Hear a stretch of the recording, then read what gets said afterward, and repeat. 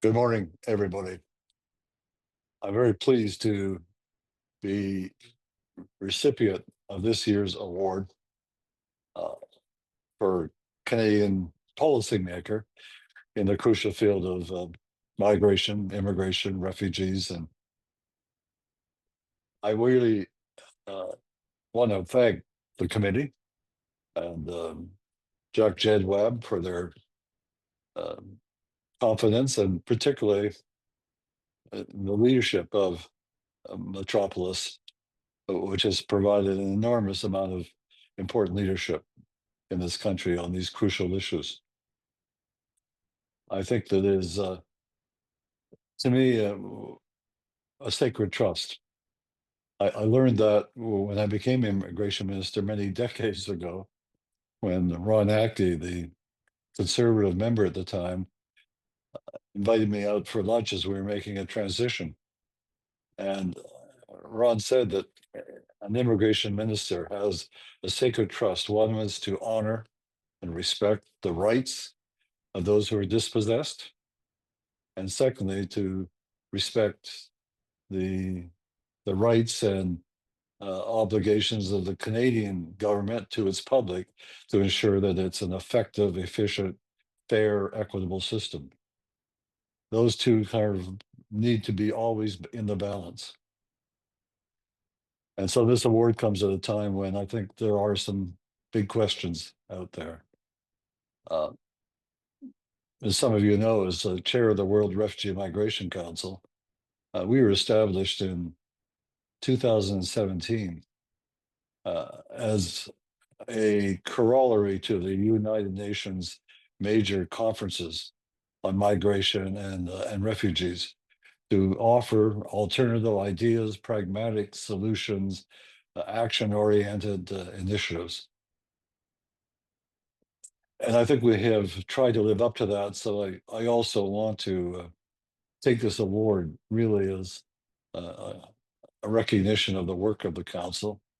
It's a volunteer organization worldwide in scope.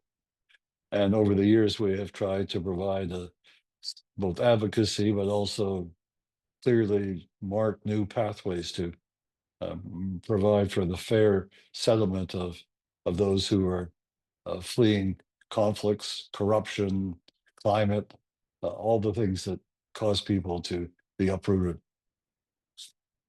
And so I think this idea of a sacred trust has particular meaning in today's world. The way in which the systems of immigration and refugee are now under attack. There's a huge challenge virtually in every part of the world, including in Canada. We're particularly in today's headlines conscious of the Trump administration's efforts at deportation, at the cancellation of major support for refugee settlement around the world, and for a basic ethos, which is that we do not accept strangers through the gate. We have become increasingly a world where the demand and the requirement to deal with migration becomes even more sort of broad and challenging as the conditions that force people to flee, that require people to look for alternatives, or themselves are forced out by the depravity or the predatory system of their own governments, is now coming increasingly to be a worldwide issue at the same time as the institutions, which were developed shortly after World War II, are becoming weaker, underfunded, and losing their sense of respect from publics. So Metropolis and the work that it does is absolutely crucial. And it's coming at a time when I think there has to be some real unity in this country. Canada has been for a long time a leader through ideas like our sponsorship programs, the large scale sort of settlement. But in the last 3 or 4 years, we kind of lost our way. We turned immigration into an economic tool. It became unmanageable. Settlement demands were not met. And as a result, we are really beginning to feel the kinds of pressures uh, of how do we respond. I think there's been an awakening in the last several weeks because of the Trump uh, challenges for Canada to rethink, reset, revise how it does things. I think that that is an important challenge for all of us who work in the field of immigration, migration, and refugee dispossessed people.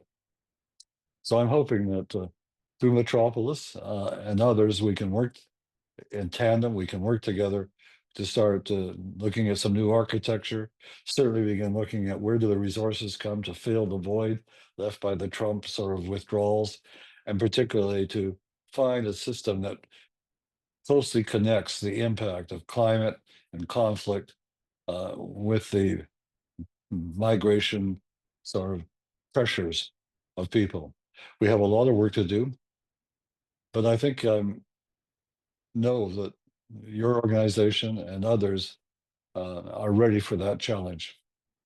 And I think it's probably apt that I close my thank you to all of you for this honor by recalling the words of Charles Taylor, a Canadian political philosopher, maybe made 2 decades ago in his book, The Secular Age. He said, "Our age makes higher demands of solidarity and benevolence on people today than ever before.